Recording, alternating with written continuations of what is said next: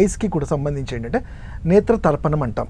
ఇది ఆయుర్వేదంలో చాలా ఏళ్ల క్రితమే చెప్పబడింది. అంటే ఈ చక్షు వ్యాధులు అంటారు వీటిలలో. దాంట్లో ఏంటంటే మయోపియా కానివ్వండి, మెట్రోపియా కానివ్వండి, ఆర్ కొన్నిసార్లు ఆప్టిక్ నర్వ్ కండిషన్స్, ఆర్ సింపుల్గా ఇది సాఫ్ట్వేర్లో వచ్చే ఈ డ్రై ఐ డ్రైనెస్ అంటాము, అయిపోవడము, కొన్నిసార్లు నీరు కారుతూ ఉంటుంది, కంజక్టివైటిస్, ఇలాంటి చాలా చూస్తుంటాం. సో వీటికి చాలా ఈజీగా చెప్పేది ఏంటంటే నేత్రతర్పణం అంటాం. నేత్రతర్పణం అంటే మనకు ఆవు నెయ్యిని కొన్ని ఔషధాలతో, త్రిఫలా ఇలాంటి ఔషధాలతో చేసి పర్టికులర్గా 15-20 మినిట్స్ ఐ చుట్టూ మేము పిండి లాంటిది పెట్టి ఐ ఓపెన్ చేసిన తర్వాతనే ఆ నెయ్యిని వేస్తుంటాం. అందరికీ భయం, అంటే కంగారు పడతారంటే ఓపెన్ ఐస్లో ఎట్లా వేస్తారు అంటే ఇట్స్ ఆల్రెడీ ప్రూవెన్. ఎందుకంటే అది ప్రాపర్ స్టెరిలైజ్ చేసి చేయటం వల్ల ఐలో ఆ డ్రైనెస్, ఆవు నెయ్యిని ఎందుకు సెలెక్ట్ చేసుకుంటామంటే ఆవు నెయ్యికి ఆ గుణం ఉంది, ఆ మాయిశ్చర్ని కంట్రోల్ చేసే గుణం ఉంది. అండ్ అది ఏంటంటే హీలింగ్ అంటాం, హీలింగ్ అండ్ న్యూట్రిషియస్ ఆల్సో. ఐకి కావాల్సిన న్యూట్రియంట్స్ దాని వల్ల అవుతుంది అండ్ ల్యూబ్రికేషన్ పెరుగుతుంది.